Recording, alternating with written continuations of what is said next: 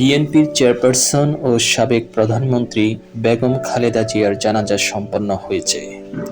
জানাজায় লাখো মানুষ অংশ নেন। মানিক মিয়া অ্যাভিনিউ ছাড়িয়ে জনস্রোত খামারবাড়ি, আসাদ গেট এবং ফার্ম গেট এলাকা পর্যন্ত বিস্তৃত হয়। বুধবার ৩১ ডিসেম্বর বিকেল ৩টায় জাতীয় সংসদ ভবনের দক্ষিণ প্লাজায় তার জানাজা অনুষ্ঠিত হয়। জানাজা পড়ান জাতীয় মসজিদ বাইতুল মোকাররমের খতিব মুফতি আব্দুল মালেক। জানাজা শেষে খালেদা জিয়ার কফিন কাঁধে তুলে নিতে দেখা যায় জনপ্রিয় ইসলামী বক্তা ডক্টর মিজানুর রহমান আজহারীকে। খালেদা জিয়ার লাশ এখন সংসদ ভবন সংলগ্ন জিয়া উদ্যানে নেওয়া হয়েছে। সর্বশেষ আপডেট পেতে আমাদের এই পেজটির সাথেই থাকুন। ধন্যবাদ সবাইকে।